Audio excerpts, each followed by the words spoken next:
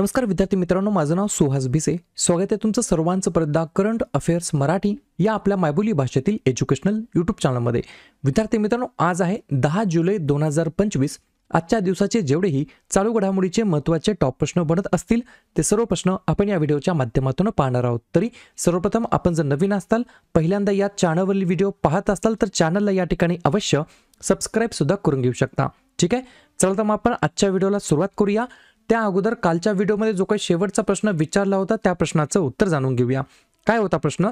2021 मध्ये अफगाणिस्तानवरती ताबा मिळवल्यानंतर तालिबान सरकारला अधिकृतपणे ऑफिशियली मान्यता देणारा जगातील पहिला देश कोणता ठरला आहे? तर बऱ्याच विद्यार्थी मित्रांनी अगदी योग्य उत्तर टाईप करून सांगितलं आहे. पर्याय क्रमांक सी, रशिया हे या प्रश्नाचं योग्य उत्तर असणार आहे. तर लक्षात घ्या, अफगाणिस्तान या देशावरती या ठिकाणी तालिबानने जेव्हा या ठिकाणी कब्जा केला होता, या ठिकाणी जेव्हा तालिबान गव्हर्नमेंट फॉर्म केलं होतं, तर या तालिबान गव्हर्नमेंटला ऑफिशियली अप्रुव्हल देणारा जगातील पहिला देश ठरला आहे रशिया. क्लिअर? आता पाहूया विद्यार्थी मित्रांनो, प्रश्न क्रमांक पहिला. टोटल संपूर्ण व्हिडिओमध्ये 12 प्रश्न असतील. सुरुवातीपासून शेवटपर्यंत व्हिडिओ प्रामाणिकपणे पाहण्याचा प्रयत्न करा. एक एक प्रश्न महत्त्वाचा आहे, तुम्ही कोणत्याही परीक्षेची तयारी करा. प्रश्न क्रमांक पहिला काय आहे? खालीलपैकी कोणत्या राज्यामध्ये गावांना स्वावलंबी बनवण्यासाठी मुख्यमंत्री वृंदावन ग्राम योजना सुरू करण्यात आलेली आहे? प्रश्न क्रमांक पहिल्याचं योग्य उत्तर आहे पर्याय क्रमांक डी, मध्य प्रदेश हे या प्रश्नाचं योग्य उत्तर असणार आहे. तर MP मध्य प्रदेश या राज्याच्या अंतर्गत या ठिकाणी मुख्यमंत्री वृंदावन ग्राम योजना, ग्राम ही जी काही स्कीम आहे ती या ठिकाणी सुरू करण्यात आलेली आहे. ही जी काही योजना आहे ही सुरू करण्याच्या मागचं नेमकं काय उद्दिष्ट आहे? तर लिहून घ्या. गायींचे संगोपन, दुग्ध व्यवसाय विकास, सेंद्रिय शेती आणि जलसंवर्धन यासारख्या विविध उपक्रमांवरती लक्ष केंद्रित करून निवडक गावांना स्वयंपूर्ण वृंदावन ग्राम बनवणे हे याच्या मागचं मेन पर्पज आहे. ठीक आहे, तर मध्य प्रदेश हे या प्रश्नाचं योग्य उत्तर असणार आहे. सुरुवातीलाच आपण लगेच मध्य प्रदेश बद्दल चर्चा करूया. या राज्याची स्थापना 1 नोव्हेंबर 1956 ला झाली. मुख्यमंत्री आहेत वर्तमानमधील मोहन यादव, राज्यपाल आहेत मंगूबाई छगनबाई पटेल आणि राजधानी आहे भोपाळ. या ठिकाणी 8 महत्त्वाचे राष्ट्रीय उद्यान आहेत: बंधवगड, कान्हा, पेंच, संजय, सातपुरा, पन्ना, वनविहार आणि कुनो आणि 4 महत्त्वाचे धरण आहेत: गांधीसागर, बनसागर, बारगी आणि बारणा. ठीक आहे, पुढचा प्रश्न, प्रश्न क्रमांक दुसरा. कोणत्या राज्यामध्ये सर्व सरकारी नोकऱ्यांमध्ये महिलांसाठी विद्यमान 35% कोट्यासाठी अनिवार्य अधिवासाला मंजुरी दिलेली आहे? अनिवार्य अधिवास म्हणजेच कंपल्सरी, मॅन्डेटरी म्हटलं तरी काय हरकत नाही. 2 नंबरच्या प्रश्नाचं योग्य उत्तर आहे पर्याय क्रमांक सी, बिहार हे या प्रश्नाचं योग्य उत्तर असणार आहे. तर बिहार राज्याच्या अंतर्गत जेवढ्याही गव्हर्नमेंट जॉब्स असतील त्याच्यामध्ये महिलांसाठी विद्यमान 35% कोट्यासाठी अनिवार्य अधिवासाला या ठिकाणी मंजुरी दिलेली आहे, अप्रुव्हल दिलेला आहे. पर्याय क्रमांक सी, बिहार हे या प्रश्नाचं योग्य उत्तर असणार आहे. लक्षात घ्या, बिहार बद्दल लगेच आपण रिव्हिजन टाकूया. स्थापना झाली या राज्याची 22 मार्च 1912 ला. मुख्यमंत्री आहेत नितीश कुमार, राज्यपाल आहेत आरिफ मोहम्मद खान आणि राजधानी आहे पटना. 3 महत्त्वाचे राष्ट्रीय उद्यान आहेत: वाल्मिकी, राजगीर आणि कानवर आणि एकच महत्त्वाचं धरण आहे इंदापुरी नावाचं. ठीक आहे, पुढचा प्रश्न, प्रश्न क्रमांक तिसरा. सर्वपल्ली राधाकृष्णन विद्यार्थी मित्र किड्स नावाची योजना, स्कीम कोणत्या राज्यामध्ये सुरू करण्यात आलेली आहे? व्हिडिओ थोडासा फास्ट वाटत असेल तर या ठिकाणी स्पीड कमी करू शकता किंवा कमी वाटत असेल तर व्हिडिओची स्पीड थोडीशी वाढवू शकता. 3 नंबरच्या प्रश्नाचं योग्य उत्तर आहे पर्याय क्रमांक बी, आंध्र प्रदेश. तर आंध्र प्रदेश या राज्य सरकारने त्या राज्याच्या अंतर्गत या ठिकाणी सर्वपल्ली राधाकृष्णन विद्यार्थी मित्र किड्स या नावाची योजना सुरू केलेली आहे. या योजनेला सर्वपल्ली राधाकृष्णन विद्यार्थी मित्र किड्स असे नाव देण्यात आलं. राज्य सरकार 35 लाखांहून अधिक शाळेमध्ये जाणाऱ्या विद्यार्थ्यांना शालेय किट मोफत देणार आहे. या योजनेच्या अंतर्गत सर्वपल्ली राधाकृष्णन कोण होते? तर आपल्या भारताचे दुसरे राष्ट्रपती होते. 1962 ते 1967 या कार्यकाळामध्ये त्यांनी पदभार स्वीकारलेला होता आणि त्यांचा वाढदिवस 5 सप्टेंबर हा आपण दरवर्षी शिक्षक दिवस म्हणून देखील साजरा करतो. या सगळ्या गोष्टी तुम्हाला लक्षात ठेवायच्या आहेत आंध्र प्रदेश राज्याबद्दल आणि या सर्वपल्ली राधाकृष्णन विद्यार्थी मित्र किड्स योजनेबद्दल आणि सर्वपल्ली राधाकृष्णन यांच्याबद्दल. ठीक आहे, तर कोणत्या राज्य सरकारने सुरू केली आहे? आंध्र प्रदेशने. तर लगेच आपण आंध्र प्रदेशबद्दल चर्चा करूया. स्थापना झाली 1 नोव्हेंबर 1953 ला. मुख्यमंत्री आहेत एन चंद्राबाबू नायडू, राज्यपाल आहेत एस अब्दुल नजीर, राजधानी आहे अमरावती. 3 महत्त्वाचे राष्ट्रीय उद्यान आहेत व्यंकटेश्वरा, पापीकोंडा, राजीव गांधी आणि 3 महत्त्वाचे धरण आहेत सोमशिला, श्रीशैल्यम आणि नागार्जुना सागर.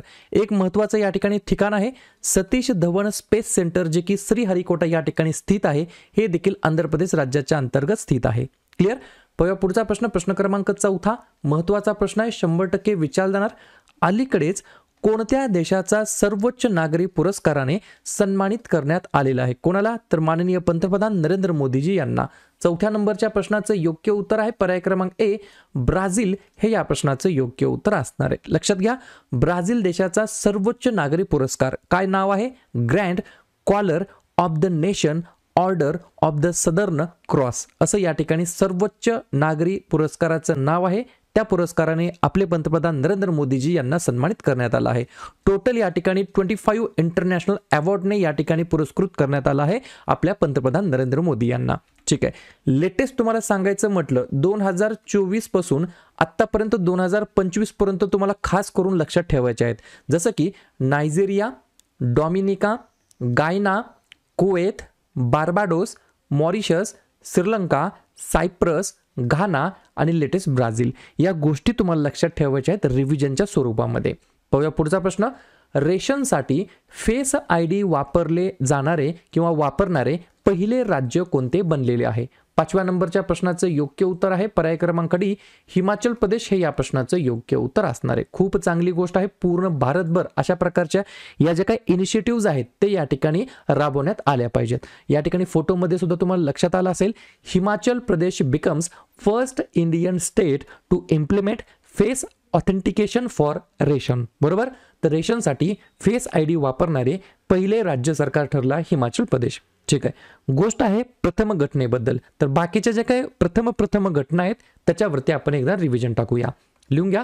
भारतातील पहिले AI धोरण ठरवणारे राज्य महाराष्ट्र.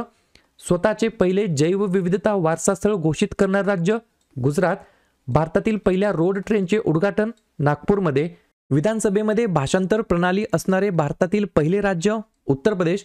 पहिल्यांदाच ईमेलद्वारे पहिली EFIR नोंदवण्यात आली जम्मू काश्मीरमध्ये. भारतातील पहिला बायोपॉलिमर प्लांट उत्तर प्रदेशमध्ये. कोणत्या राज्यामध्ये पहिले सहाय्यक उत्पादन केंद्र स्थापन होणार? तर त्रिपुरामध्ये. भारतातील पहिले गोल्ड मेल्टिंग ATM हैदराबाद.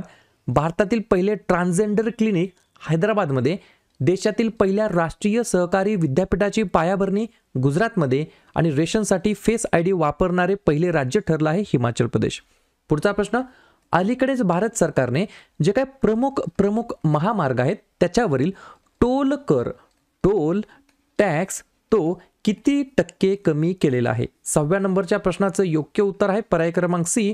या ठिकाणी 50% या ठिकाणी टोल टॅक्स कमी करण्यात आलेला आहे प्रमुख महामार्गावरील. पुढचा प्रश्न. खालीलपैकी कोणत्या राज्यामध्ये गरिबी निर्मूलनासाठी पंडित दीनदयाल उपाध्याय गरिबी मुक्त गाव नावाची योजना सुरू करण्यात आलेली आहे? 7व्या नंबरच्या प्रश्नाचं योग्य उत्तर आहे पर्याय क्रमांक बी, राजस्थान हे या प्रश्नाचं योग्य उत्तर असणार आहे. लक्षात घ्या, योजनेचं नाव काय आहे? पंडित दीनदयाल उपाध्याय गरिबी मुक्त गाव योजना. या योजनेचा उद्देश काय आहे ते लिहून घ्या.